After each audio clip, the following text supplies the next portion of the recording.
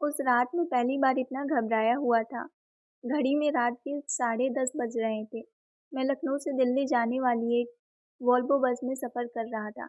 अगले दिन मेरा इंटरव्यू था और इसी वजह से मैंने रात की बस चुनी थी। मेरा सीट नंबर 20 था। बस धीरे-धीरे यात्रियों से भर रही थी। कुछ लोग मोबाइल चला रहे थे, कुछ लोग खिड़की के बाहर देख रहे थे और कुछ पहले से ही सोने की तैयारी में थे। तभी बस के दरवाजे से एक लड़की अंदर आई। उसकी उम्र लगभग 22-23 साल रही होगी। उसने काले रंग की जैकेट पहन रखी थी। लंबे खुले बाल थे और चेहरे पर अजीब सी बेचैनी दिखाई दे रही थी। वो सीधे मेरी बगल वाली सीट नंबर 21 पर आकर बैठ गई। मैंने एक नज़र उसकी तरफ देखा और फिर अपना ध्यान मोबाइल पर लगा लिया।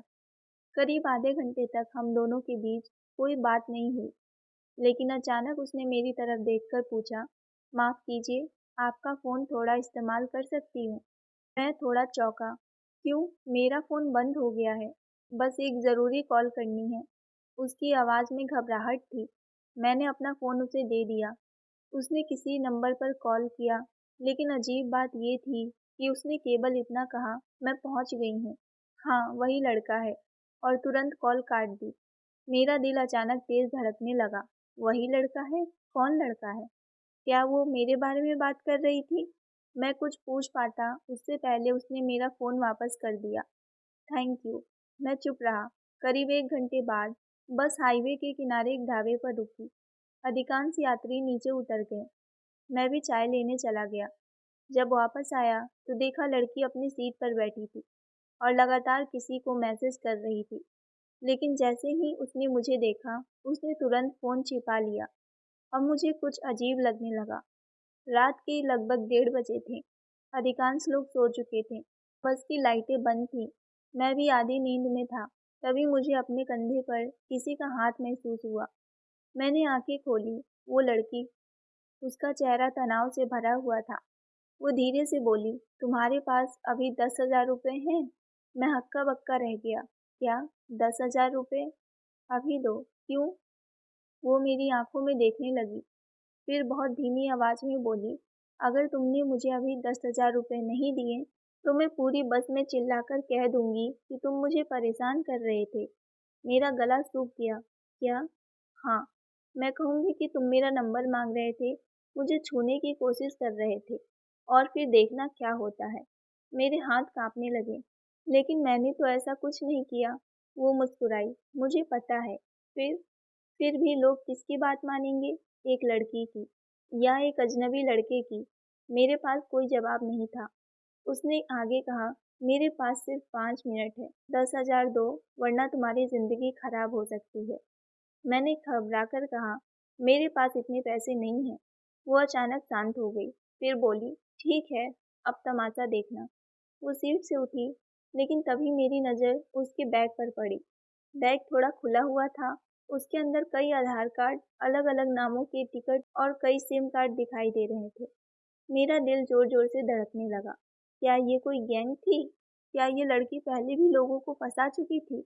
और सबसे बड़ा सवाल, उसने फ़ोन पर किससे कहा था, मैं पहुँच गई हूँ, वही लड़का है? मैंने तुरंत फैसला किया, इस रहस्य का पता लगाए बिना मैं नहीं बैठने वाला था। लेकिन मुझे बिल्कुल भी अंदाज़ा नहीं था कि अगले आधे घंटे में बस के अंदर जो होने वाला था, वो मेरी ज़िंदगी का सबसे डरावना अनुभव बनने वाला था। मैं कुछ क्षण तक उसी बैग को देखते रह गया। बैग थोड़ा खुला हुआ था और उसके अंदर रखे कई पहचान पत्र, अलग-अलग नाम के टिकट और सिम कार्ड मेरे मन में कई सवाल पैदा कर चुके थे। लड़की सीट से उठ चुकी थी। वो बस के पिछले हिस्से की ओर जा रही थी। मैंने एक गहरी सांस ली। मेरे सामने दो रास्ते थे। या तो मैं चुपचाप बैठा रहता, या जो होना था वो होने देता, या फिर सच्चाई जानने की कोशिश करता। मैंने दूसरा रास्ता चुना। मैं धीरे-धीरे अपनी सीट से उठा और बिना किसी को शक होने दिए उसके पीछे चल पड़ा। बस में लगभग सभी यात्री सो रहे थे। हल्की नीली रोशनी जल रही थी। इंजन की आवाज़ और बाहर दौड़ती सड़क के अलावा कोई आवाज़ नहीं थी। लड़की बस के आखिरी हिस्से में जाकर रुक गई। उसने मोबाइल निकाला, धीरे-धीरे किसी से बात करने लगी। मैं पास नहीं गया, लेकिन कुछ शब्द साफ सुनाई दिए। हाँ, उसके पास ज़्यादा पैसे नहीं हैं, शायद 5-6 हज़ार होंगे।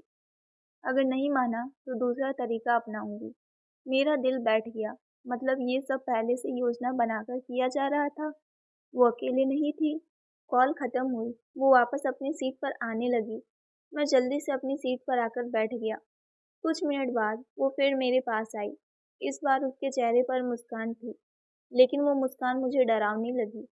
सोच लिया, मैंने कहा, मेरे पास केवल 3,000 रुपये हैं। वो बोली, चलो दे दो। मैंने सिर हिलाया, नहीं। उसका चेहरा अचानक बदल गया। अच्छा, तो अब देखते हैं। वो अचानक जोर से खड़ी हो गई, लेकिन उसी समय बस अचानक एक टोल प्लाजा के पास धीमी हुई।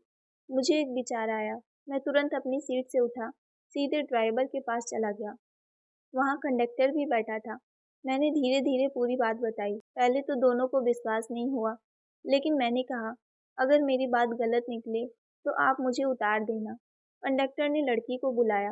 वो आई। उसके चेहरे पर घबराहट नहीं थी, जैसे वो ऐसी हालत का सामना पहले भी कर चुकी हो। कंडक्टर ने पूछा, क्या बात है? लड़की बोली, कुछ नहीं। ये लड़का मुझे परेशान कर रहा है। मेरे पैरों तले जमीन खिसक गई। वो सचमुच वही करने लगी थी जिसकी धमकी उसने दी थी। कुछ यात्री जाग गए। सब मुझे देखने लगे। मैंने कहा, उसका बैग चेक करिए। लड़की तुरंत बोली, कोई मेरा सामान नहीं छुएगा। अब कंडक्टर को भी शक होने लगा। उसने सख्ती से कहा, अगर आप निर्दोष हैं तो डर क्यों रही हैं? लड़की चुप रही। आखिरकार बैग खोला गया। अंदर जो निकला उसे देखकर सभी हैरान रह गए। कई सिम कार्ड, अलग अलग नामों के टिकट, कुछ नकदी और एक छोटी डायरी। डायरी में तारीखें लिखी थी। उनके सामने रकम दर्ज थी, 7,000, 12,000, 15,000, 9,000। कंडक्टर ने पूछा, ये क्या है? लड़की चुप रही। फिर उसकी आंखों से आंसू निकलने लगे।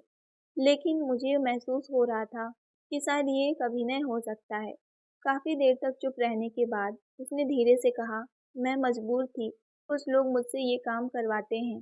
अगर मैं मना करती हूँ तो मुझे नुकसान पहुँचाने की धमकी देते हैं। बस में सन्नाटा छा गया। उसने बताया कि कुछ महीने पहले वो खुद धोखाधड़ी का शिकार हुई थी। फिर कुछ लोगों ने उसे अपने जाल में फंसा लिया। उसने यात्रियों से पैसे ऐंठने के लिए मजबूर किया जाता था। हर बस में एक नया नाम, नई पहचान, नई कहानी और नया शिकार होता था। फ़ोन पर उसने जिस व्यक्ति से बात की थी, वो उसी गिरोह का सदस्य था। ड्राइवर ने बस नज़दीकी पुलिस चौकी की ओर मोड़ दी। वहां पहुंचने के बाद लड़की को अधिकारियों के हवाले कर दिया गया, लेकिन जाते जाते उसने मेरी तरफ देखा। उसकी आंखों में पछतावा था। वो बोली, आज पहली बार किसी ने डर कर पैसे नहीं दिए।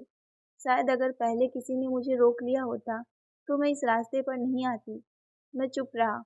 बस फिर अपनी मंजिल की ओर चल पड़ी। लेकिन उस रात के बाद मैंने एक बात सीख ली। हर मुस्कुराता चेहरा भरोसेमंद नहीं होता और हर आरोप सच्चा नहीं होता। लेकिन किसी भी स्थिति में घबराने की बजाय शांत रहकर, सबूत जुटाकर और जिम्मेदार लोगों की मदद लेकर ही सही रास्ता निकाला जा सकता है। दोस्तों, कैसी लगी आपको ये कहानी? कमेंट ज़रूर करें। नेक्स्ट कहानी आपको किसके ऊपर चाहिए, आप कमेंट करें। मैं आपकी मनपसंद कहानी लेकर ज़रूर मिलूंगी इसी चैनल पर। तो चैनल को सब्सक्राइब करके बेल आइकन ज़रूर दबाइएगा, ताकि नई वीडियो की अपडेट आप तक पहुंच सके।